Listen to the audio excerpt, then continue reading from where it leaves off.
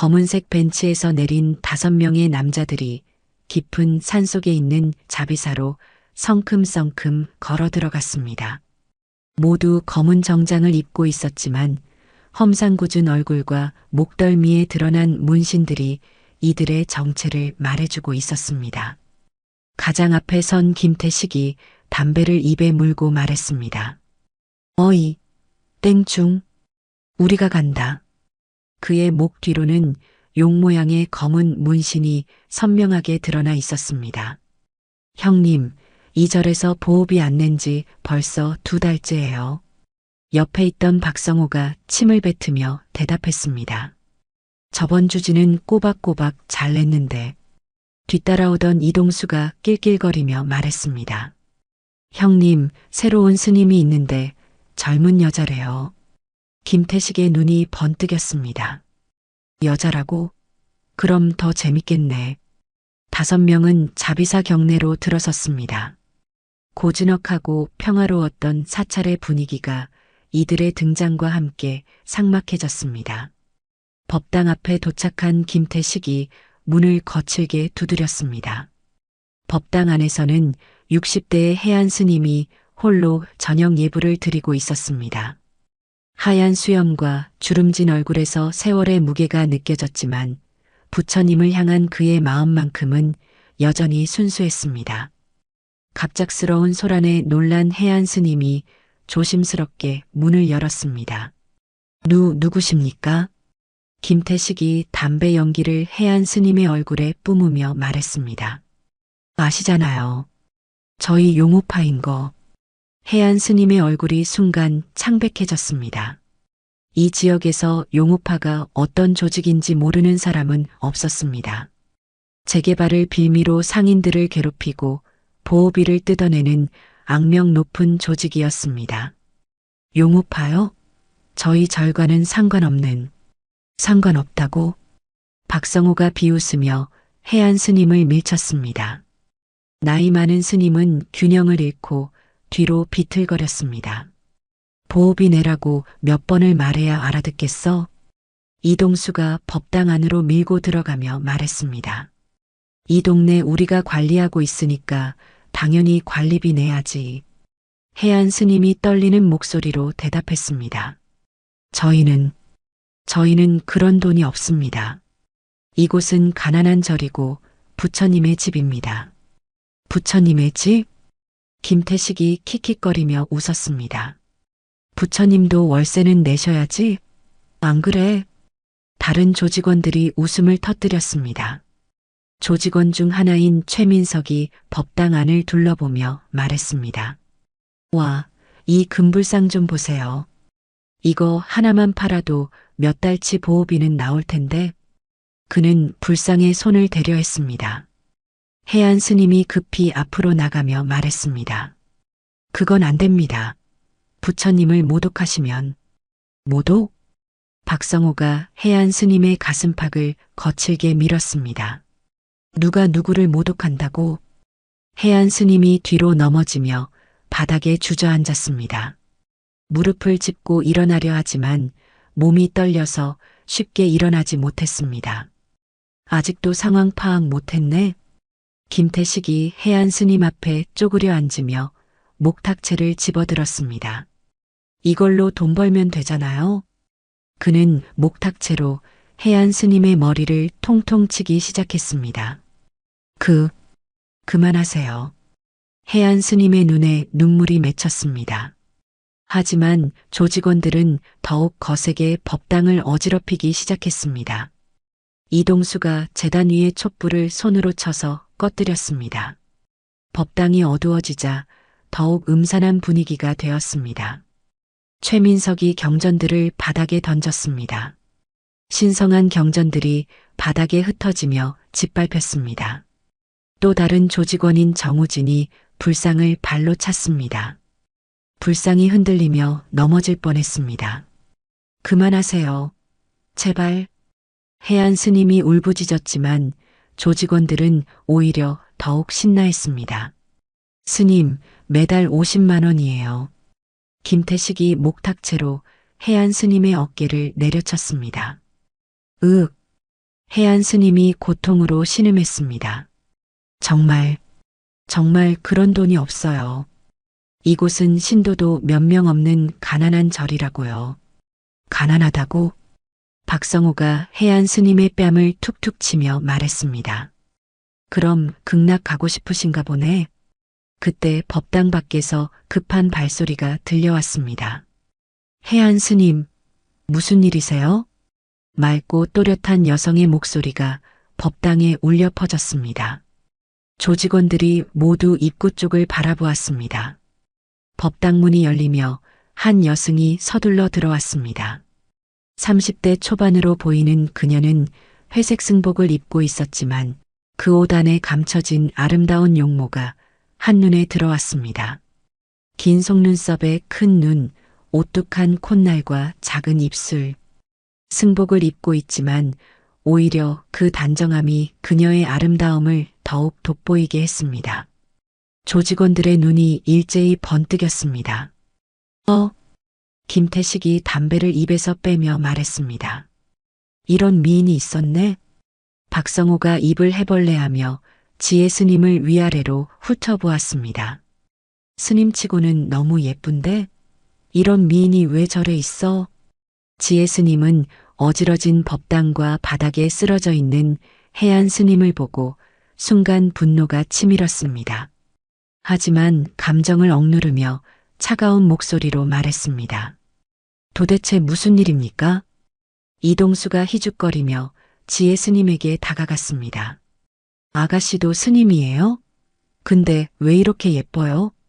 신성한 법당에서 무슨 짓을 하시는 거예요? 당장 나가세요. 지혜 스님의 목소리에는 분노가 섞여 있었습니다. 오, 성격도 있네. 김태식이 음흉한 미소를 지으며 담배를 바닥에 던졌습니다. 그런데 아가씨, 이런 미인이 왜 절에서 썩고 있어요? 최민석이 지혜 스님 주위를 빙빙 돌며 말했습니다. 아까워라, 정말. 이런 몸매가 스님복 안에 숨어 있다니. 무슨 소리예요? 지혜 스님이 뒤로 물러서며 외쳤습니다. 하지만 조직원들은 더욱 흥미를 보였습니다. 박성호가 지혜 스님에게 한 걸음 더 다가가며 말했습니다. 스님도 남자가 그리울 텐데 우리랑 재밌게 놀까요? 정우진이 지혜 스님의 팔을 잡으려 했습니다. 건드리지 마세요. 지혜 스님이 팔을 뿌리치며 소리쳤습니다. 하지만 조직원들은 점점 더 노골적으로 변했습니다. 겁먹지 마요. 스님도 남자 없이 어떻게 살아요? 김태식이 지혜 스님의 다른 쪽 팔에 손을 뻗었습니다. 우리가 재밌게 놀아드릴게요. 그때 박성호가 지혜 스님의 승복깃을 거칠게 잡아당겼습니다. 한번 보자, 이 예쁜 얼굴. 승복깃이 당겨지면서 지혜 스님의 어깨 앞쪽 쇄골 근처가 드러났습니다. 그 순간 조직원들의 눈이 동시에 커졌습니다. 지혜 스님의 어깨에는 손바닥만 한 크기의 백두산 호랑이 문신이 새겨져 있었습니다. 으르렁거리는 호랑이의 표정이 매우 생생하고 정교했으며 마치 지금이라도 튀어나올 것 같은 위압감이 있었습니다. 이거 뭐야? 이동수가 놀라며 말했습니다. 스님이 문신을 해? 최민석이 신기해하며 지혜 스님의 문신을 더 자세히 보려 했습니다. 와, 이거 진짜 잘했네. 호랑이가 살아있는 것 같아. 김태식이 더욱 흥미를 보이며 말했습니다. 이런 거친 문신을 하다니 더 마음에 드는걸. 조직원들은 문신의 진짜 의미를 알지 못했습니다. 그들에게는 단순히 멋진 호랑이 문신 정도로만 보였습니다. 그들의 행동은 더욱 거세졌습니다. 박성호가 지혜 스님의 어깨를 더 드러내려 했습니다. 아무래도 가짜 스님 같은데? 문신도 하고. 정우진이 음흉하게 웃으며 말했습니다. 그럼 더 재밌겠네. 진짜 스님이 아니라면 상관없잖아. 지혜 스님의 눈빛이 점점 차가워졌습니다. 북한에서 받은 훈련이 몸속에서 꿈틀거리기 시작했습니다. 하지만 그녀는 이제 스님이었습니다. 폭력을 써서는 안 된다는 마음과 이 모독을 당할 수 없다는 분노 사이에서 갈등했습니다. 지금이라도 그만하세요. 지혜 스님의 목소리가 낮아졌습니다. 그 목소리에는 지금까지와는 다른 차가운 기운이 담겨 있었습니다. 하지만 조직원들은 여전히 농담 삼아 대했습니다. 김태식이 지혜 스님의 다른 쪽 어깨도 드러내려고 승복을 더 잡아당겼습니다. 마지막 경고입니다. 그만하세요. 지혜 스님은 더 낮은 목소리로 경고했습니다. 뭘 그만해. 가만히 있어봐. 김태식은 지혜 스님을 비웃으며 지혜 스님의 얼굴에 손을 뻗었습니다. 예쁜 얼굴 만져나 보자. 그 순간이었습니다. 봉인되어 있던 지혜 스님의 전투 본능이 되살아났습니다. 지혜 스님의 손이 번개처럼 움직였습니다. 김태식의 손목을 정확히 잡아 비틀며 그를 바닥에 내동댕이 쳤습니다. 덩치 큰 남자가 한순간에 바닥에 쓰러졌습니다. 김태식이 고통스러운 비명을 질렀습니다. 다른 조직원들이 깜짝 놀라며 지혜 스님을 바라보았습니다. 뭐야? 박성호가 당황하며 지혜 스님에게 주먹을 날렸습니다. 지혜 스님은 차가운 표정으로 그의 주먹을 간단히 피한 뒤 손날로 그의 목옆을 정확하게 가격했습니다. 우! 박성호가 의식을 잃고 쓰러졌습니다. 이동수와 최민석이 동시에 달려들었지만 지혜 스님의 움직임은 마치 바람과 같았습니다. 이동수의 다리를 걸어 넘어뜨린 뒤 최민석의 명치를 정확히 가격했습니다. 으악! 두 명이 동시에 바닥에 쓰러졌습니다. 마지막 남은 정우진이 겁에 질린 표정으로 도망치려 했지만 지혜 스님이 그의 뒤통수를 가볍게 쳤습니다. 정우진도 그 자리에서 쓰러졌습니다. 3분도 채 지나지 않아 5명의 조직원이 모두 바닥에 뻗어 있었습니다. 이 인연이 뭐야? 김태식이 간신히 일어나며 중얼거렸습니다. 손목이 아직도 아팠습니다. 지혜 스님이 차가운 눈빛으로 그들을 내려다보았습니다. 평소에 자비로운 스님의 모습은 온데간데없고 마치 다른 사람 같았습니다. 지금 당장 이 자리에서 사라지세요. 다신 이곳에 발을 들여놓지 마시고요. 지혜 스님의 목소리는 낮았지만 강력한 위압감이 있었습니다. 조직원들은 겁에 질린 표정으로 서로를 바라보았습니다. 박성호가 비틀거리며 일어나 말했습니다. 형님, 이 여자 보통 여자가 아니에요. 닥쳐. 빨리 나가자. 김태식이 다른 조직원들을 재촉했습니다. 조직원들이 황급히 법당을 빠져나갔습니다. 조직원들이 사라진 후 법당에는 고요함이 찾아왔습니다. 지혜 스님은 즉시 바닥에 쓰러진 해안 스님에게 다가가 부축했습니다. 해안 스님 괜찮으세요? 많이 다치셨어요? 지혜 스님, 고맙습니다. 당신 덕분에. 해안 스님의 목소리는 아직 떨리고 있었습니다. 지혜 스님이 해안 스님을 법당 한쪽에 앉게 한 뒤 어지러진 법당을 둘러보았습니다. 불상은 넘어져 있고 경전들은 바닥에 흩어져 있었습니다. 촛불은 꺼져 있고 향로는 뒤엎어져 있었습니다. 이놈들이 정말.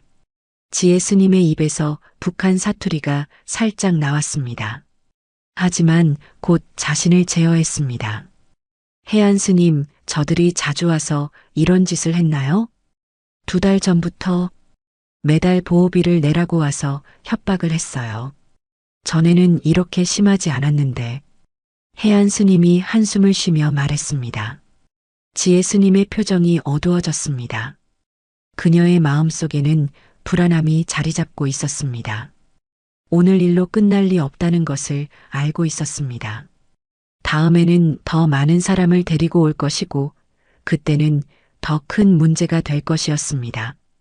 그날 밤 용우파 조직원들은 급히 행동대장에게 보고했습니다. 여자 하나가 너희 5을 다 때려 눕혔다고? 용오파 사무실에서 행동대장 강철민의 차가운 목소리가 울려 퍼졌습니다. 30대 중반의 강철민은 키가 180cm가 넘는 큰 키에 단단한 근육질 몸매를 가지고 있었습니다. 얼굴 곳곳에는 칼자국과 상처들이 있었고 특히 왼쪽 눈 위로는 깊은 흉터가 있었습니다. 김태식이 부어오른 얼굴로 대답했습니다. 형님, 죄송합니다. 하지만 그 여자 정말 이상합니다. 강철민이 담배를 입에 물며 말했습니다. 이상하다고? 박성호가 급히 끼어들었습니다. 움직임이 정말 빠르고 일반 사람 같지가 않았습니다. 마치 전투병기 같았어요. 이동수가 목을 문지르며 말했습니다. 그리고 예사롭지 않은 문신이 있었습니다. 문신? 강철민의 눈빛이 번뜩였습니다. 어깨에 호랑이 문신이 새겨져 있었어요. 백두산 호랑이 같은. 어깨 어디에? 강철민의 목소리가 갑자기 날카로워졌습니다. 앞쪽이요. 쇄골 근처에. 강철민이 무의식 중에 자신의 어깨를 만졌습니다. 그의 어깨에도 똑같은 자리에 똑같은 백두산 호랑이 문신이 있었습니다. 하지만 설마 그럴 리는 없다고 생각했습니다. 내가 직접 가볼게. 다음 날 검은색 벤치에 강철민과 조직원 8명이 타고 자비사로 향했습니다. 강철민은 창밖을 바라보며 어제 부하들이 한 말을 되새겼습니다. 백두산 호랑이, 어깨 앞쪽, 여자. 하지만 곧 고개를 저었습니다. 말이 안 돼. 그럴 리 없어. 30분 후 자비사에 도착했습니다. 강철민 일행이 자비사 경내로 들어서자 고요했던 사찰의 분위기가 긴장감으로 바뀌었습니다. 강철민이 부하들에게 말했습니다. 내가 먼저 들어간다. 너희는 여기서 대기해. 형님, 혼자 들어가시는 거예요? 김태식이 걱정스럽게 물었습니다. 어제 그 여자가 얼마나 위험한지. 여자 하나가 뭘 어떻게 하겠어. 강철민이 비웃으며 법당으로 향했습니다. 법당 앞에 도착한 그가 문을 똑똑 두드렸습니다. 잠깐 나와보세요. 법당 안에서 움직이는 소리가 들렸습니다. 해안 스님이었습니다. 누구십니까? 용오파 행동대장 강철민입니다. 어제 일로 왔습니다. 해안 스님의 얼굴이 창백해졌습니다. 우리 부하들에게 신뢰를 했다고 들었습니다. 좋은 말 할 때 빨리 나오시죠. 그때 법당 안에서 다른 목소리가 들렸습니다. 해안 스님, 제가 나가겠습니다. 여성의 목소리였습니다. 강철민의 몸이 순간 굳어졌습니다. 그 목소리, 어디선가 들어본 것 같은. 법당 안에서 발소리가 들렸습니다. 점점 가까워지는 발소리. 강철민의 심장이 빠르게 뛰기 시작했습니다. 법당 문이 완전히 열렸습니다. 한 여승이 모습을 드러냈습니다. 30대 초반으로 보이는 아름다운 얼굴, 맑은 눈동자, 회색 승복을 입고 있었지만 그 속에 감춰진 강인함이 느껴졌습니다. 강철민과 지혜 스님이 서로의 눈을 마주보는 순간 시간이 멈췄습니다. 강철민의 눈이 커졌습니다. 입이 살짝 벌어졌습니다. 지혜 스님도 마찬가지였습니다. 온몸이 순간 경직되었습니다. 두 사람은 서로를 바라보며 말을 할 수 없었습니다. 5년이라는 세월이 흘렀지만 서로를 알아보는 데는 단 1초도 걸리지 않았습니다. 강철민의 머릿속이 하얘졌습니다. 설아, 정말 설아야? 지혜 스님도 마찬가지였습니다. 철민아, 왜 여기에, 왜 이런 모습으로? 해안 스님이 두 사람의 이상한 반응을 눈치채고 말했습니다. 두 분이 서로를 아시는 건가요? 하지만 강철민과 지혜 스님은 대답하지 못했습니다. 그저 서로를 바라보며 얼어있을 뿐이었습니다. 강철민의 마음속에 수많은 감정이 교차했습니다. 반가움, 놀라움, 당황, 그리고 부끄러움. 자신이 조폭이 된 모습을 설아에게 보여주게 된 것에 대한 부끄러움이었습니다. 지혜 스님도 마찬가지였습니다. 그리움, 충격, 슬픔, 그리고 의문. 철민아, 너 무슨 일이 있었던 거야? 두 사람의 눈에는 각각 다른 감정들이 스쳐갔습니다. 그 순간 두 사람의 머릿속에 과거의 기억이 동시에 떠올랐습니다. 지금으로부터 10여 년 전 북한 함경북도 산악지대. 차가운 새벽 공기가 폐를 찔렀습니다. 해발 1500m 고지에 위치한 비밀 훈련소에서는 30여 명의 특수요원들이 혹독한 훈련을 받고 있었습니다. 빨리 뛰어. 느린 놈은 저녁 굶는다. 교관의 거친 고함 소리가 상간에 울려 퍼졌습니다. 그 중에서도 유독 눈에 띄는 두 명이 있었습니다. 김설아와 박철민. 둘 다 20대 중반으로 어린 시절 부모를 잃고 국가에서 키워진 고아 출신이었습니다. 설아는 여성이지만 남성들을 압도하는 체력과 격투 실력을 가지고 있었습니다. 철민은 냉정한 판단력과 뛰어난 사격 실력으로 유명했습니다. 축하한다. 너희 둘이 이번 기수 최고 성적이다. 훈련소 소장 리정국 대령이 설아와 철민 앞에서 말했습니다. 특별한 임무를 위한 최정예 부대에 선발됐다. 두 사람은 서로를 바라보았습니다. 3년간의 혹독한 훈련을 함께 견뎌온 동료였습니다. 임무는 남조선 침투와 중요 인물 제거다. 리 대령이 두 사람의 어깨에 손을 올리며 말했습니다. 너희는 이제 일반적인 군인이 아니다. 공화국의 검은 그림자가 되는 것이다. 그날 두 사람은 특별한 의식을 거쳤습니다. 어깨에 백두산 호랑이 문신을 새기는 것이었습니다. 이 문신은 최정예 암사료원만이 가질 수 있는 영예다. 문신을 새기는 동안 설아와 철민은 서로의 손을 꽉 잡았습니다. 고통을 함께 견디며 더욱 끈끈한 동료가 되었습니다. 그런 두 사람에게 가장 큰 영향을 준 사람은 강명수 교관이었습니다. 40대 중반의 강 교관은 철민의 멘토였습니다. 철민이 고아원에 있을 때부터 돌봐준 아버지 같은 존재였습니다. 철민아, 너는 좋은 마음을 가진 아이다. 강 교관이 철민의 어깨에 손을 올리며 말했습니다. 그 마음을 잃지 마라. 어떤 상황에서도 말이다. 강 교관의 눈빛에는 깊은 슬픔이 담겨 있었습니다. 설아도 강 교관을 존경했습니다. 여성이라는 이유로 차별받을 때마다 강 교관이 보호해 주었기 때문입니다.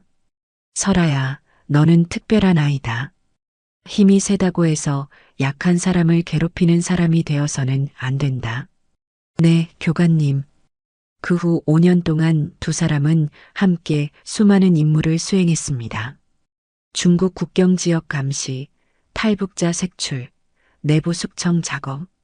잔혹한 임무들이었지만 두 사람은 조국에 대한 충성심으로 버텨왔습니다.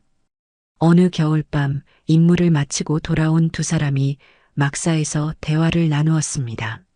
설아야, 가끔 이런 생각이 들어. 철민이 조심스럽게 말했습니다. 어떤 생각? 우리가 정말 옳은 일을 하고 있는 건가? 설아가 놀라며 철민을 바라보았습니다. 무슨 소리야? 우리는 조국을 위해 일하고 있어. 그래, 조국을 위해서지. 하지만 철민의 목소리에는 확신이 부족했습니다. 그러던 어느 날, 2020년 가을. 그날은 평범한 가을날이었습니다. 설아와 철민에게 새로운 임무가 주어졌습니다. 국경 근처에서 탈북을 시도하는 반역자들이 있다. 상관의 브리핑이 시작되었습니다. 신호는 비밀이다. 현장에서 확인하고 즉시 제거하라. 몇 명입니까? 철민이 물었습니다. 질문 말고 명령만 따르면 된다. 상관의 차가운 대답이었습니다. 두 사람은 국경 지역으로 향했습니다. 국경 근처 산길에서 두 사람은 타겟들을 발견했습니다. 하지만 예상과 달리 무장한 반역자들이 아니었습니다.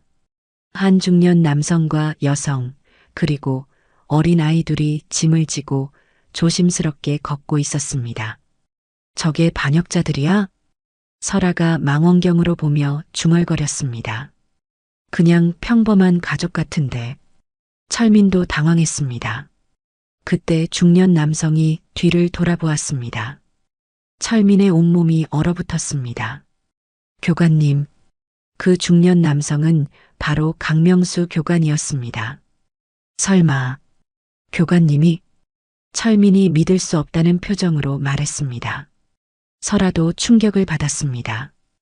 그들이 가장 존경하던 교관이 탈북을 시도하고 있었습니다. 두 사람은 조용히 강 교관 가족에게 접근했습니다. 교관님, 철민의 목소리에 강 교관이 돌아보았습니다. 철민아, 설아야. 강 교관의 얼굴에는 절망과 안타까움이 동시에 스쳤습니다. 왜 여기에? 임무로 왔습니다. 반역자를 처단하라고.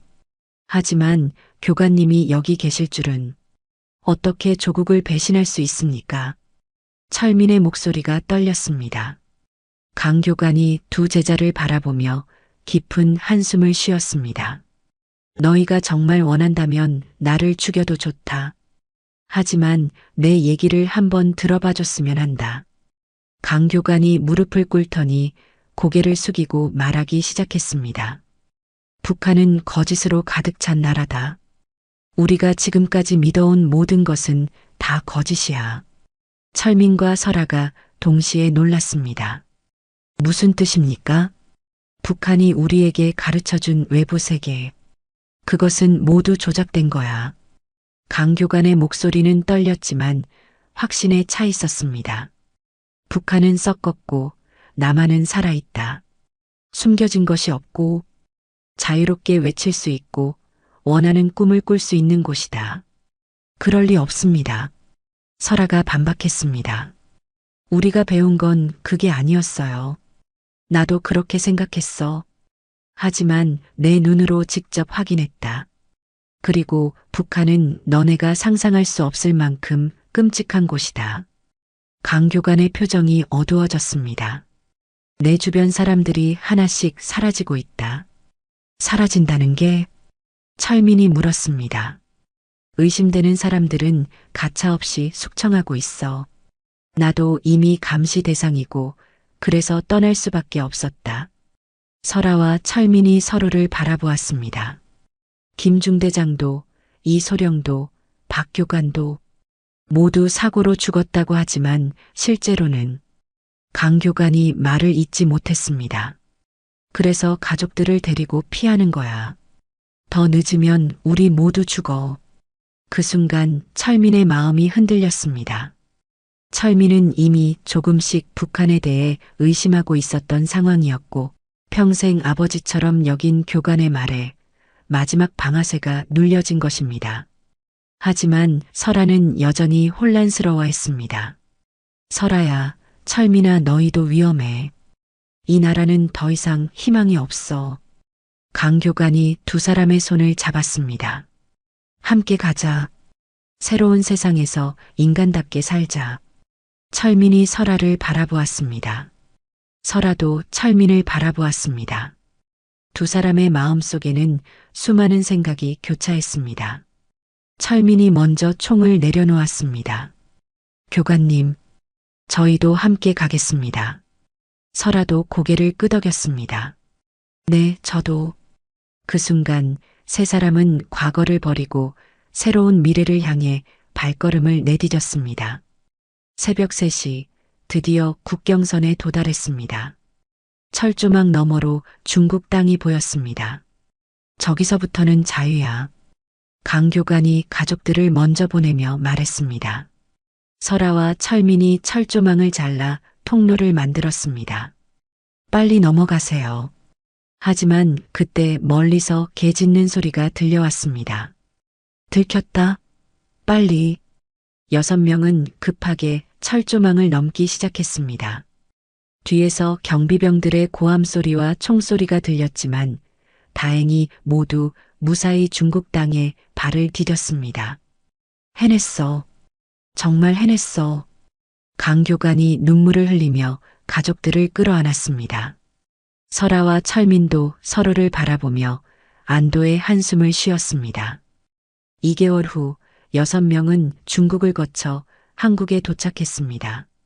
철민과 설아는 하나원에 입소했습니다. 하나원은 탈북자들이 한국 사회에 정착할 수 있도록 돕는 정부 기관이었습니다. 이곳에서 3개월 동안 한국어 교육, 문화 적응 훈련, 직업 교육 등을 받았습니다. 여기는 정말 자유로워. 설아가 신기해하며 말했습니다. 정말 감시하는 사람이 없네. 철민도 조심스럽게 주변을 둘러보며 말했습니다. 하나원에서의 3개월은 두 사람에게 희망을 주었습니다. 친절한 교육생들과 상담사들이 한국 생활에 대해 자세히 알려주었습니다. 곧 사회에 나가서 정말 자유로운 삶을 살 수 있을 거예요. 상담사가 격려해 주었습니다. 드디어 하나원 교육을 마친 철민과 설아는 작은 원룸에서 새로운 삶을 시작했습니다. 정부에서 지원해준 정착금으로 간신히 보증금을 내고 구한 방이었습니다. 설아야, 드디어 우리만의 집이야. 철민이 텅 빈 방을 둘러보며 말했습니다. 응, 비록 작지만 우리가 자유롭게 살 수 있는 곳이야. 두 사람은 손을 맞잡고 미래를 그려보았습니다. 나는 공장에서 일하면서 기술을 배우고 싶어. 나는 식당에서 일하면서 요리를 배워볼까? 모든 것이 희망적으로 보였습니다. 일주일 후 두 사람에게 희소식이 찾아왔습니다. 탈북자 전문 취업지원센터에서 연락이 왔어요. 하나원 담당자가 기쁜 목소리로 말했습니다. 정말요? 설아가 눈을 빛내며 물었습니다. 네, 탈북자들을 전문적으로 도와주는 업체래요. 좋은 일자리를 보장한다고 하더군요. 철민과 설아는 서로를 바라보며 기뻐했습니다. 드디어 제대로 된 일자리를 구할 수 있겠어. 다음 날 두 사람은 새희망 취업지원센터를 찾아갔습니다. 번화한 거리에 위치한 센터는 겉보기에 매우 번듯해 보였습니다. 어서 오세요. 박철민 씨, 김설아 씨 맞죠? 30대 중반의 정장을 입은 남자가 반갑게 맞이했습니다. 저는 이 센터의 부장 김성진입니다. 그는 두 사람을 사무실로 안내했습니다. 사무실은 깔끔하게 정리되어 있었고 벽에는 탈북자 성공 취업 사례 같은 액자들이 걸려 있었습니다. 우리 센터는 탈북자분들만을 전문적으로 돕는 곳입니다. 김성진이 친근한 미소를 지으며 설명했습니다. 정부 지원을 받아 운영되고 있고 지금까지 95% 취업 성공률을 자랑합니다. 철민 씨는 체격도 좋고 성실해 보이시네요. 김성진이 철민을 보며 말했습니다. 물류회사에서 관리직으로 일할 수 있도록 해드리겠습니다. 월급도 300만 원 정도. 철민의 눈이 커졌습니다. 북한에서는 상상도 할 수 없는 금액이었습니다. 설아 씨는 미모가 뛰어나시네요. 김성진이 설아를 보며 말했습니다. 호텔 프런트나 백화점 안내 업무는 어떠세요? 깔끔하고 품위 있는 일이죠. 정말 그런 일을 할 수 있을까요? 설아가 기대에 찬 목소리로 물었습니다. 물론입니다. 우리가 책임지고 연결해드리죠. 김성진이 자신 있게 대답했습니다. 다만 일자리 연결에는 소정의 수수료가 있습니다. 첫 달 급여의 30% 정도. 두 사람은 흔쾌히 동의했습니다. 너무나 좋은 조건이었기 때문입니다. 일주일 후 설아에게 첫 연락이 왔습니다. 설아 씨, 일자리 구했어요. 강남의 고급 레스토랑입니다. 레스토랑이요? 네, 접대 업무예요.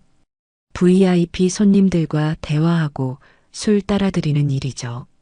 설아가 불안해했습니다. 그런 일은 하고 싶지 않은데요. 아, 걱정 마세요. 그냥 대화만 하는 거예요. 다른 건 없어요. 김성진이 안심시켰습니다. 호텔 프런트 일은 아직 자리가 없어서요. 일단 여기서 경험을 쌓으시면 더 좋은 곳으로 옮겨드릴게요. 결국 설아는 그 일을 시작했습니다. 첫날 밤 설아는 충격적인 현실과 마주했습니다. 새로운 애네, 이쁘네. 술에 취한 중년 남자가 설아에게 손을 뻗었습니다. 저는 그런 일 하는 사람이 아니에요.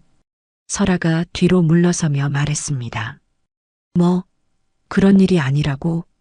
업소 사장이 비웃으며 말했습니다. 여기가 어딘 줄 알고 왔어? 탈북자 주제에 까탈 떨어. 저는 대화만 한다고 들었어요. 대화?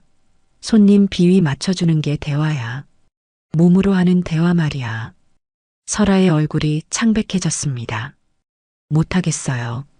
나가겠어요. 나간다고? 내가 나가려면 위약금 500만 원 내야 해. 위약금이요? 취업업체에서 너 소개해주면서 받은 돈이야. 못 내면 계속 일해야지.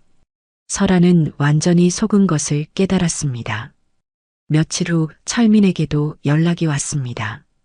철민 씨, 물류회사 일자리 나왔어요. 정말요?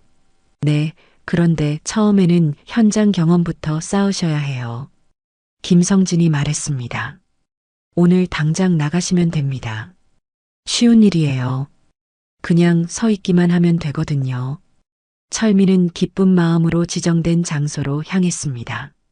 철민이 도착한 곳은 낡은 상가 건물 앞이었습니다. 새로운 사람이네.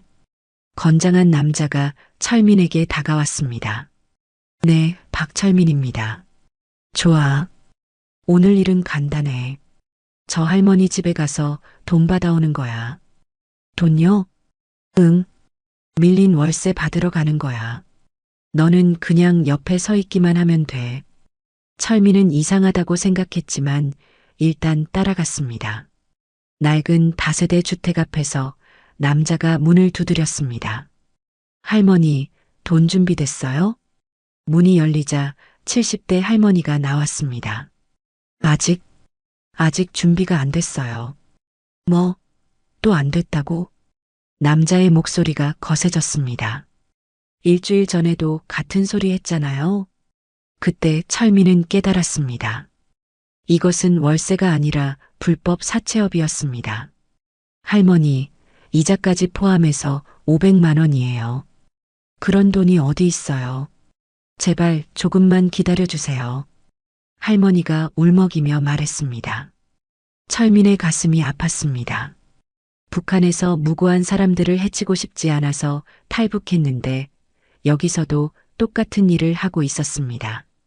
못 내면 이 집 넘겨받을 거예요. 남자가 협박했습니다. 철민이 견딜 수 없어서 말했습니다. 그만하세요. 할머니가 이렇게 힘들어 하시는데. 뭐, 너 누구 편이야? 남자가 철민을 째려보았습니다. 돈이 그렇게 급하시면 다른 방법을 찾아보세요. 다른 방법? 이 새끼가 지금 나한테 가르치려고 해? 남자가 철민의 가슴팍을 밀었습니다. 하지만 철민은 꿈쩍도 하지 않았습니다.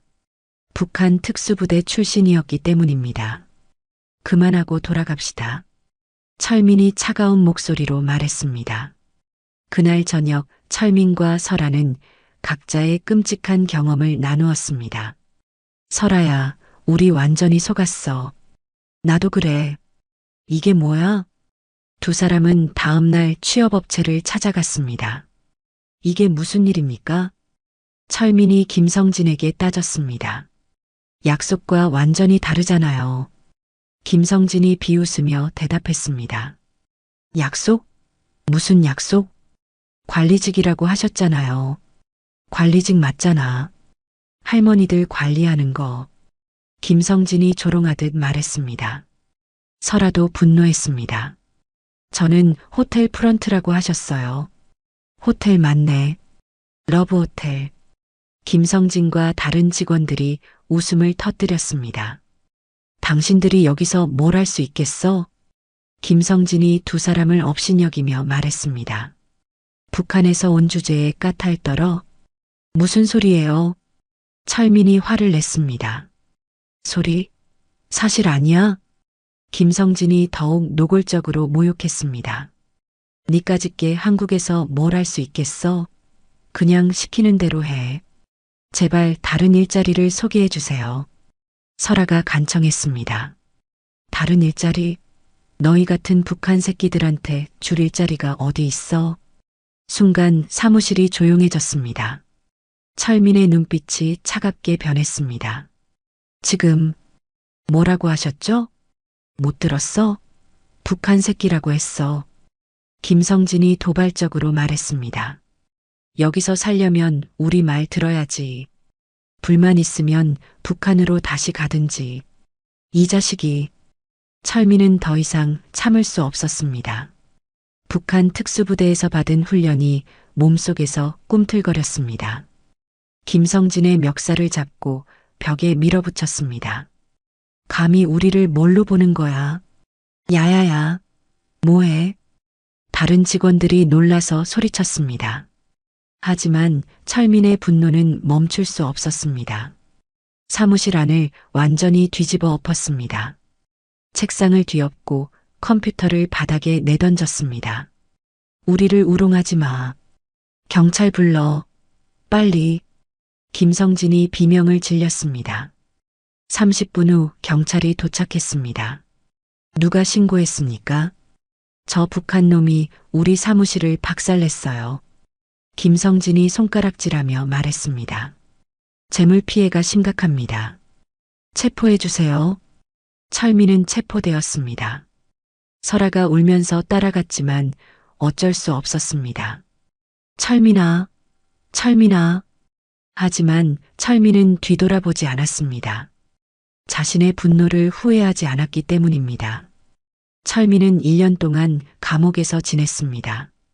감옥에서도 탈북자라는 이유로 따돌림을 당했습니다. 야, 빨갱이. 다른 죄수들이 철민을 괴롭혔습니다. 감옥에서 철민은 더욱 차가운 사람이 되었습니다.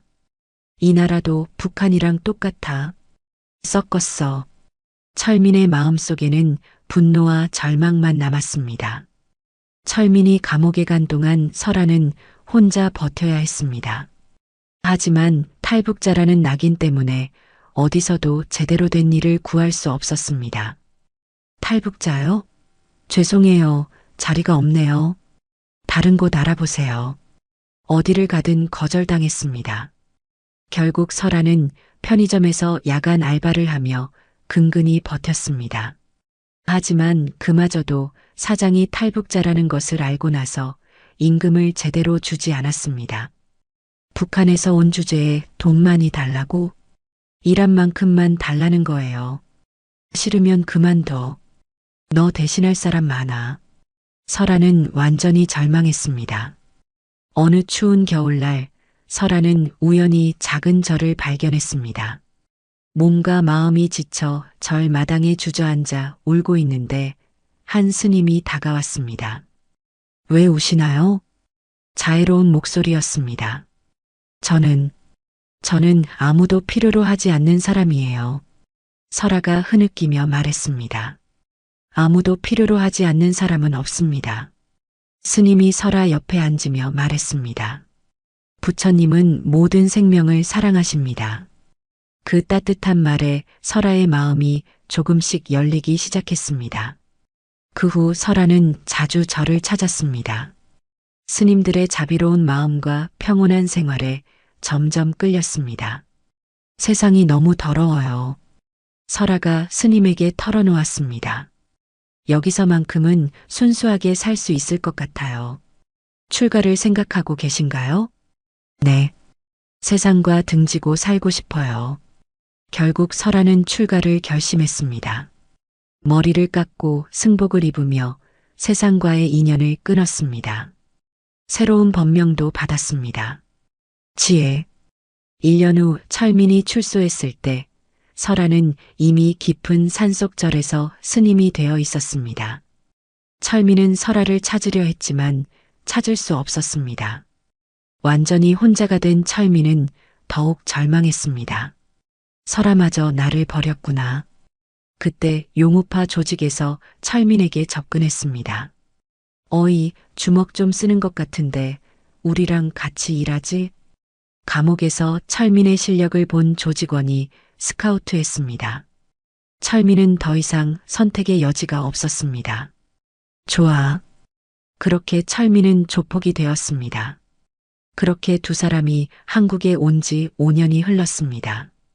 설아는 깊은 산속에서 지혜 스님이 되어 평온한 삶을 살았고, 철민은 도시에서 용우파 행동대장이 되어 거친 삶을 살았습니다.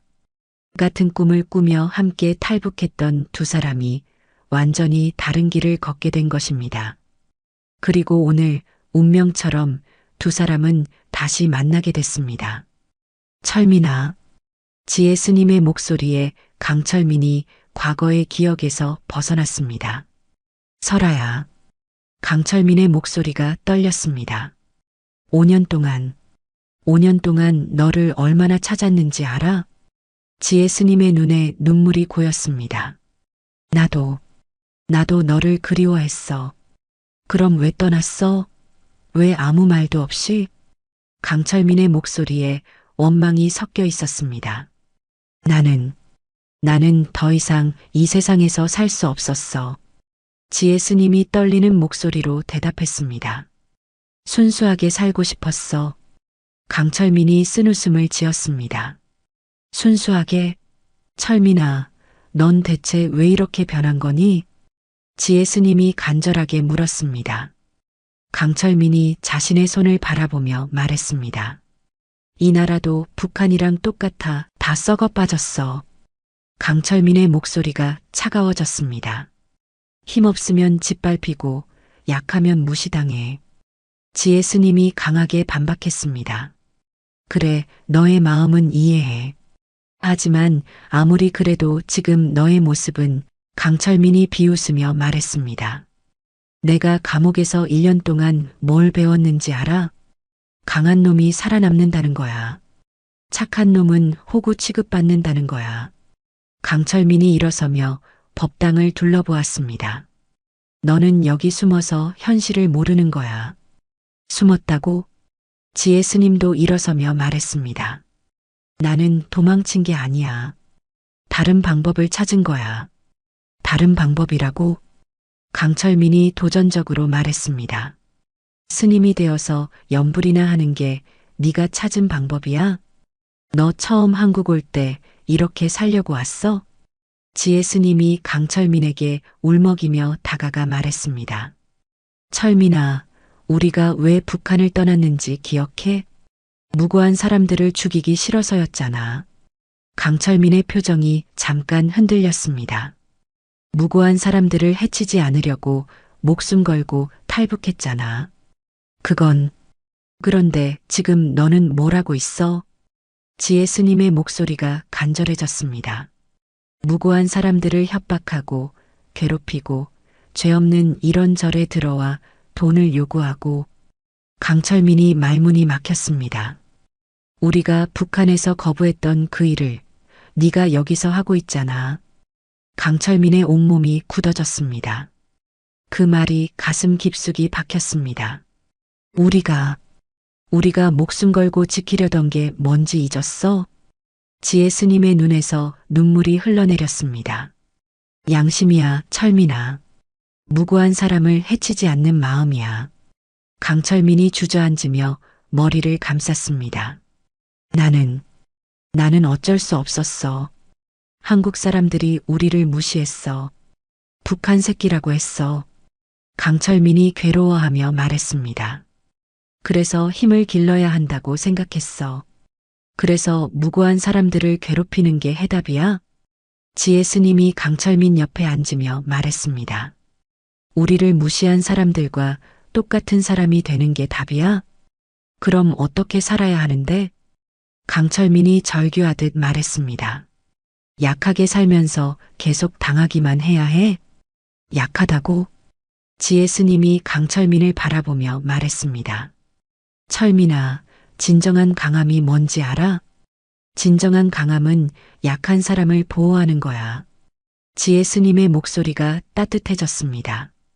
강명수 교관님이 우리에게 가르쳐 주신 거 기억해? 강철민이 고개를 들어 지혜 스님을 바라보았습니다. 힘이 세다고 해서 약한 사람을 괴롭히면 안 된다고 하셨잖아. 지혜 스님이 강철민의 손을 잡았습니다. 강철민의 눈에서도 눈물이 흘러내렸습니다. 설아야, 나는 정말 길을 잃었구나. 강철민이 떨리는 목소리로 말했습니다. 아직 늦지 않았어. 지혜 스님이 강철민을 격려했습니다. 다시 시작할 수 있어. 다시 시작? 응. 우리가 북한에서 꿈꿨던 그 산 말이야. 지혜 스님이 미소를 지으며 말했습니다. 무고한 사람들을 보호하고 정의롭게 사는 삶. 강철민이 지혜 스님을 바라보며 말했습니다. 정말 가능할까? 물론이야. 내가 도와줄게. 지혜 스님이 강철민의 두 손을 잡으며 말했습니다. 철민아, 절로 와. 절로? 여기서 새로운 삶을 시작해. 나와 함께. 강철민이 당황하며 말했습니다. 나 같은 사람이 스님이 될 수 있을까? 스님이 되라는 게 아니야. 지혜 스님이 고개를 저으며 말했습니다. 그냥 여기서 마음을 정리하고 진짜 내가 원하는 삶이 뭔지 생각해봐. 내가 원하는 삶. 강철민의 마음이 흔들리기 시작했습니다. 하지만 설아야. 강철민이 걱정스러운 표정으로 말했습니다. 내가 조직을 떠나면 가만두지 않을 거야. 무슨 뜻이야? 조직에서는 한 번 들어온 사람은 죽을 때까지 조직원이어야 해. 지혜 스님의 표정이 어두워졌습니다. 그럼 평생 그렇게 살아야 한다는 거야? 그런 것 같아. 강철민이 한숨을 쉬며 말했습니다. 그래도 시도해 봐야지. 지혜 스님이 용기를 북돋아 주었습니다. 방법이 있을 거야. 그때 법당 밖에서 김태식의 목소리가 들려왔습니다. 형님, 너무 오래 계신데요. 괜찮으십니까? 저희가 들어갑니다. 강철민이 긴장하며 일어났습니다. 나가야 해. 더 있으면 의심받을 거야.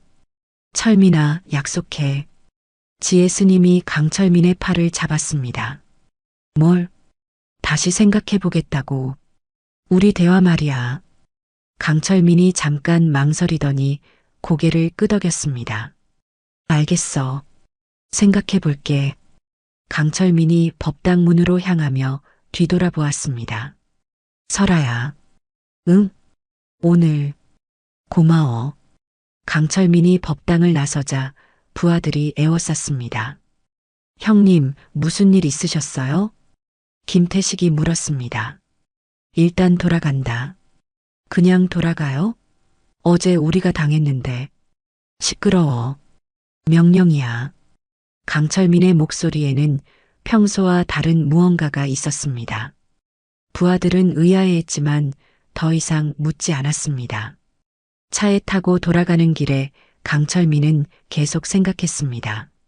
나는 지금 뭘 하고 있는 거지?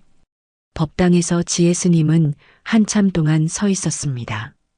해안 스님이 조심스럽게 다가와 물었습니다. 지혜 스님 괜찮으세요? 네, 괜찮습니다. 하지만 지혜 스님의 마음은 복잡했습니다. 철민아, 제발 올바른 선택을 해줘. 3일이 지났습니다. 마침내 강철민은 결심했습니다. 조직을 떠나기로. 하지만 쉽게 나갈 수 있을지는 의문이었습니다. 일단 설아에게 가서 상의해보자. 강철민은 다시 자비사로 향했습니다. 이번에는 혼자서. 법당 앞에서 강철민이 조심스럽게 문을 두드렸습니다. 설아야, 나야. 철민이야. 곧 문이 열리며 지혜 스님이 나타났습니다. 혼자 왔어? 응. 이번에는 정말 대화하러 왔어. 지혜 스님의 얼굴에 희망이 번졌습니다. 들어와. 법당에 들어온 강철민이 지혜 스님 앞에 앉았습니다. 설아야, 3일 동안 계속 생각했어. 내 말이 맞아. 우리가 왜 탈북했는지 지혜 스님이 감동하며 강철민의 손을 잡았습니다. 정말, 정말 그렇게 생각해? 응, 철민아. 지혜 스님의 눈에 눈물이 고였습니다. 그럼 이제 어떻게 할 거야? 강철민이 깊은 숨을 들이쉬며 말했습니다. 조직을 나가고 싶어. 정말? 응. 그리고 정말 가능하다면 여기서 새로운 시작을 하고 싶어.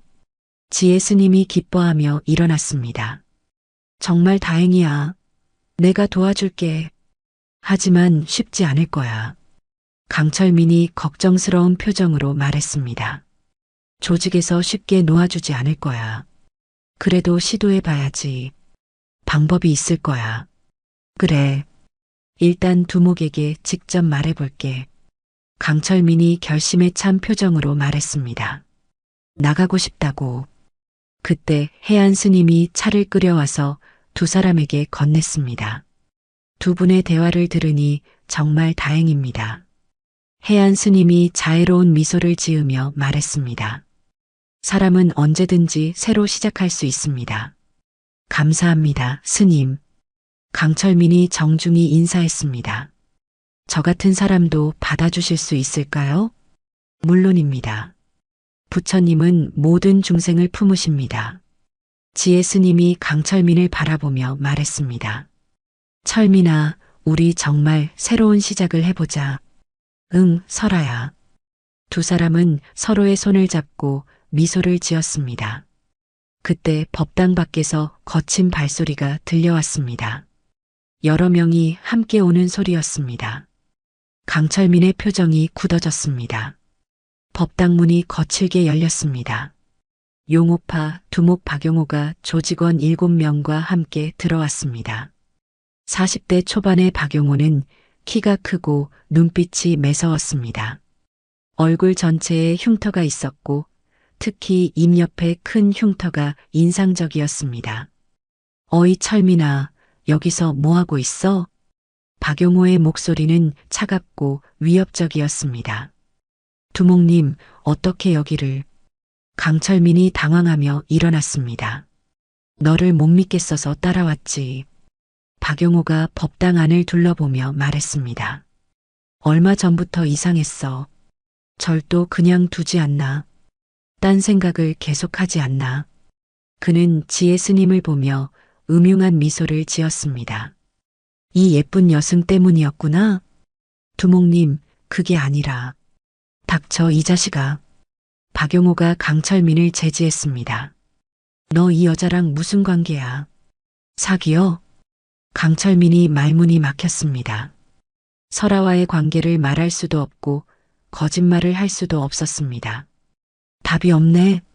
박용호가 강철민에게 다가가며 말했습니다. 너 이 여자랑 뭔가 있지? 아닙니다, 두목님. 거짓말하지 마. 내 표정 다 보여. 박용호가 지혜 스님을 바라보며 말했습니다. 이 여자가 너를 꼬셨나? 그런 게 아닙니다. 강철민이 급하게 말했습니다. 그럼 뭐야? 왜 이렇게 신경 쓰는데? 박용호의 의심은 점점 커져갔습니다. 설마 너 이 여자 때문에 조직을 배신하려는 건 아니지? 강철민이 더 이상 숨길 수 없다고 판단했습니다. 두목님, 저 조직을 그만두고 싶습니다. 법당 안이 순간 조용해졌습니다. 박용호와 조직원들이 모두 강철민을 바라보았습니다. 뭐라고? 박용호의 목소리가 낮아졌습니다. 조직을 그만둔다고? 네. 다른 삶을 살고 싶습니다. 강철민이 무릎을 꿇으며 말했습니다. 제발 보내주세요. 이 미친 새끼가. 박용호가 강철민을 발로 찼습니다. 감히 어딜 나간다고 짓거려. 강철민이 바닥에 쓰러졌지만 일어나지 않고 계속 무릎을 꿇었습니다. 두목님, 제발. 박용호가 계속 강철민을 발로 차며 말했습니다. 제발은 무슨 제발이야. 지혜 스님이 견딜 수 없어서 앞으로 나섰습니다. 그만하세요. 박용호가 지혜 스님을 째려보았습니다. 어이, 남의 일에 왜 끼어들어? 철민이가 그만두고 싶다는데 왜 강요하세요? 당신들이 무슨 권리로 사람의 자유를 빼앗아요? 지혜 스님이 용기를 내어 말했습니다. 자유. 박용호가 비웃었습니다. 이 여자가 정말 세상 물정을 모르네. 조직원들도 킥킥거리며 웃었습니다. 스님, 여기는 절이 아니라 조직이야. 박용호가 지혜 스님에게 다가가며 말했습니다. 죽기 전엔 아무도 못 나간다고. 강철민이 지혜 스님 옆에서 다시 무릎을 꿇었습니다.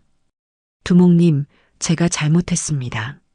지혜 스님도 함께 무릎을 꿇었습니다. 제발. 둘이 정말 한패네.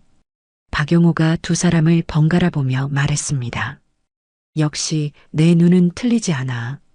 조용히 살겠습니다. 강철민이 간절하게 말했습니다. 조용히. 박용호가 강철민의 머리를 발로 찼습니다. 내가 아는 걸 다 경찰에 불면 우리 조직이 어떻게 되는데? 이런 배신자는 죽여야 해. 박용호가 차가운 목소리로 말했습니다. 그래야 다른 놈들도 함부로 다른 생각 못하지. 조직원들이 강철민을 둘러쌌습니다. 지혜 스님이 박용호 앞에 막아섰습니다. 안 돼요. 제발, 제발 그만하세요. 그 순간 박용호가 지혜 스님을 자세히 보더니 음흉한 미소를 지었습니다. 그럼 내가 한 가지 제안할까? 박용호가 지혜 스님에게 다가갔습니다. 철민이를 놓아줄 테니까 내 부탁 하나 들어줄래? 무슨 부탁이요? 지혜 스님이 뒤로 물러서며 말했습니다. 나랑 하룻밤 자자. 여기 법당에서. 순간 법당 안이 조용해졌습니다. 강철민의 눈이 번뜩였습니다. 그만하시죠? 박용호는 강민철의 말을 무시하고 계속 지혜 스님에게 다가갔습니다. 어때? 쉽잖아. 나랑 하룻밤만 자면 철민이도 살려주고 너도 여기서 행복하게 살 수 있어.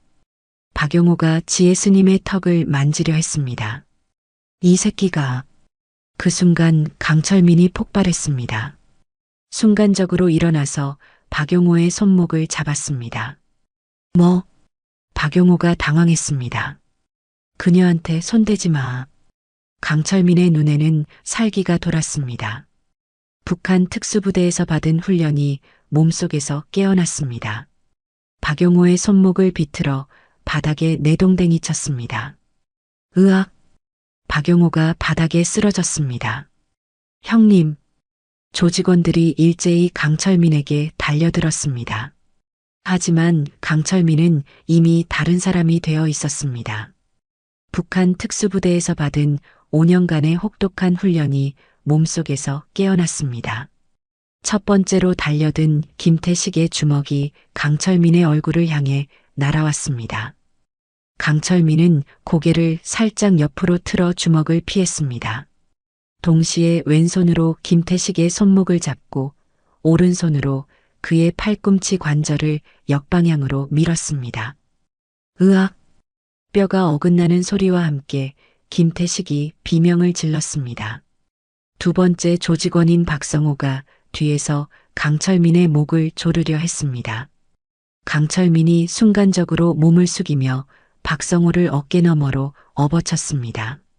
박성호의 몸이 공중에서 한 바퀴 돌며 법당 바닥에 등부터 떨어졌습니다. 퍽! 바닥이 울릴 정도로 큰 소리가 났습니다. 세 번째 조직원인 이동수가 오른쪽에서 발차기를 날렸습니다. 강철민이 왼팔로 그의 다리를 받아내며 동시에 오른손 손날로 이동수의 목 옆 경혈을 정확히 가격했습니다. 이동수가 눈을 뒤집으며 그 자리에서 쓰러졌습니다. 이런 미친. 최민석이 법당 한쪽에 있던 목탁채를 집어들었습니다. 그것을 야구방망이처럼 휘두르며 강철민의 머리를 향해 내려쳤습니다. 강철민이 두 손을 교차해서 목탁채를 받아냈습니다. 순간적으로 최민석의 손목을 비틀어 목탁채를 빼앗았습니다. 빼앗은 목탁채로 최민석의 무릎을 정확히 가격했습니다. 아! 최민석이 무릎을 부여잡고 바닥에 굴렀습니다. 정우진이 주머니에서 접이식 칼을 꺼내 강철민에게 돌진했습니다. 죽어라. 칼날이 강철민의 옆구리를 향해 날아왔습니다. 그때 지혜 스님이 움직였습니다. 정우진의 뒤에서 조용히 접근한 그녀가 그의 칼 든 손목을 정확히 잡았습니다. 동시에 다른 손으로 정우진의 어깨 뒤쪽 앞점을 눌렀습니다. 으어! 정우진의 손에서 힘이 빠지며 칼이 바닥에 떨어졌습니다. 지혜 스님이 정우진의 팔을 비틀며 그를 바닥에 엎드리게 만들었습니다. 마치 경찰이 범인을 제압하는 것 같은 완벽한 기술이었습니다. 설아야. 강철민이 놀라며 지혜 스님을 보았습니다. 5년이 지나도 실력은 그대로구나. 남은 두 조직원이 동시에 두 사람에게 달려들었습니다. 강철민과 지혜 스님이 서로 눈빛을 교환했습니다. 마치 5년 전 북한에서 함께 훈련받던 때처럼 완벽한 호흡이었습니다. 왼쪽 조직원이 강철민에게, 오른쪽 조직원이 지혜 스님에게 향했습니다. 강철민이 조직원의 주먹을 피하며 그의 배를 가격했습니다. 조직원이 몸을 구부리자 강철민이 무릎으로 그의 얼굴을 가격했습니다.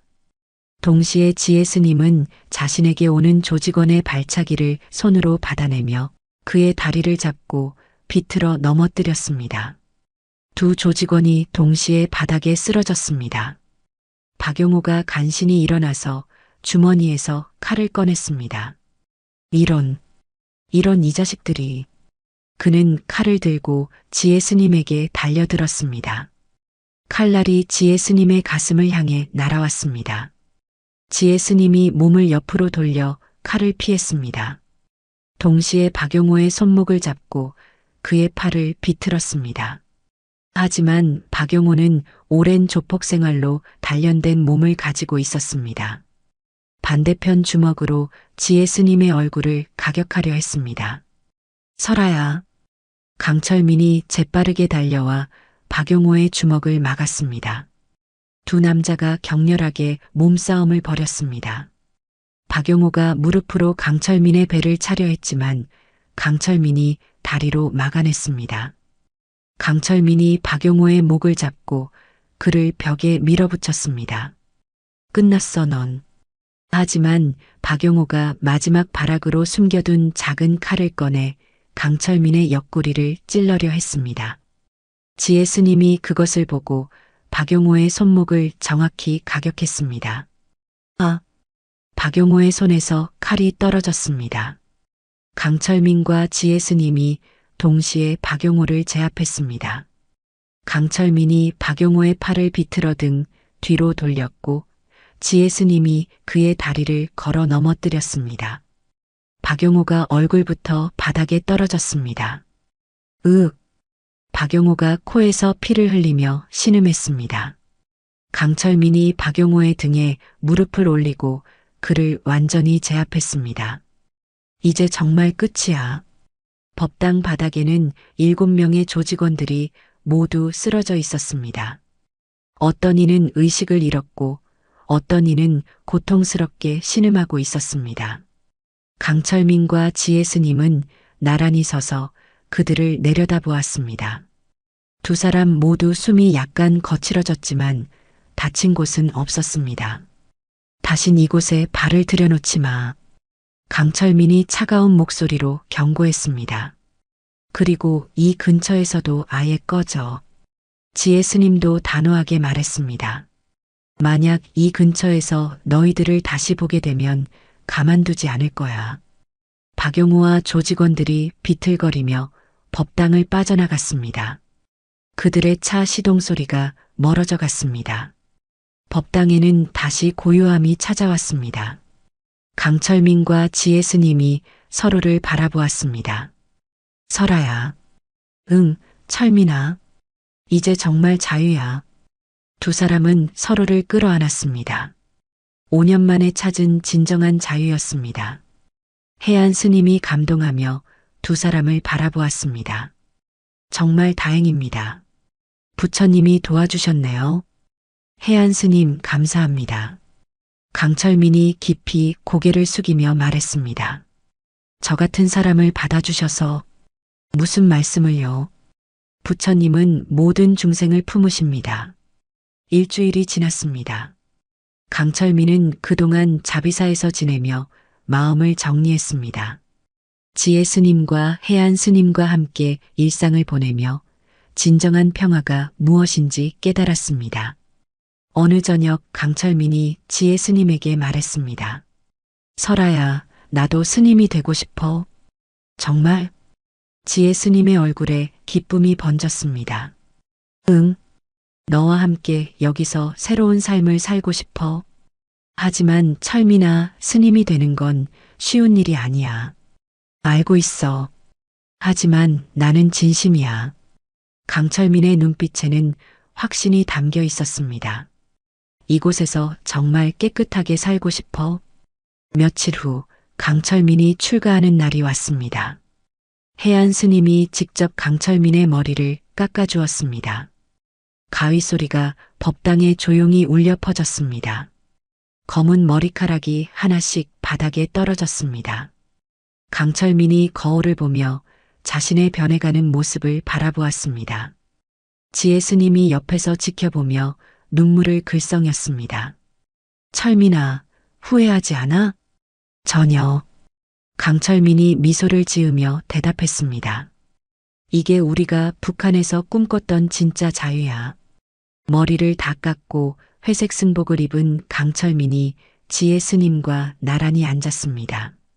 설아야, 솔직히 말하면 이게 우리가 꿈꿨던 한국 생활은 아니잖아. 강철민이 조심스럽게 말했습니다. 지혜 스님이 고개를 끄덕였습니다. 그러게, 우리가 원한 건 이런 게 아니었지. 평범하게 일하고 가정을 꾸리고 자유롭게 사는 것. 하지만 철민아, 지혜 스님이 강철민의 손을 잡으며 말했습니다. 원하는 삶은 아니었지만 옳은 삶을 살 수 있어. 강철민이 지혜 스님의 말을 곰곰이 생각해 보았습니다. 옳은 삶이라. 그래. 지혜 스님이 계속 말했습니다.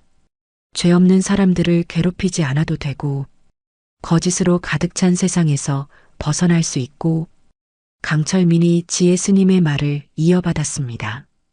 그렇게 생각하니까 나쁘지 않네. 두 사람이 서로를 바라보며 미소를 지었습니다. 이제야 진짜 자유를 찾은 것 같아. 해안 스님이 강철민에게 새로운 법명을 지어주었습니다. 앞으로는 자비라고 부르겠습니다. 자비요? 네. 자비로운 마음으로 살라는 뜻입니다. 강철민. 이제는 자비 스님이 깊이 고개를 숙였습니다. 감사합니다. 자비. 좋은 이름이네요. 해가 지고 법당에 은은한 촛불이 켜졌습니다. 지혜 스님과 자비 스님이 나란히 부처님 앞에 무릎을 꿇었습니다. 두 사람이 함께 합장하며 깊이 절했습니다. 부처님 감사합니다. 지혜 스님이 진심으로 말했습니다. 저희에게 진정한 평화를 찾을 수 있게 해주셔서. 자비 스님도 감격하며 말했습니다. 저희에게 새로운 기회를 주셔서. 두 사람의 목소리가 법당에 울려 퍼졌습니다. 서로를 바라보며 절을 마친 두 사람이 서로를 바라보았습니다. 촛불이 두 사람의 얼굴을 따뜻하게 비춰주었습니다. 우리 정말 많이 돌아왔구나. 그러게. 하지만 결국 우리가 찾던 곳에 도착했어. 두 사람이 동시에 미소를 지었습니다. 그 미소에는 지난 5년간의 고통과 슬픔이 모두 녹아 있었습니다. 그리고 앞으로의 희망도 함께 담겨 있었습니다. 오늘 이야기 마음에 드셨나요? 때로는 우리가 원하는 삶이 아닐지라도 옳은 길을 걸을 때 진정한 행복을 찾을 수 있습니다. 지금까지 긴 이야기 들어주셔서 감사드립니다. 오늘도 행복하고 건강한 하루 되세요. 지금까지 구름 같은 이야기였습니다.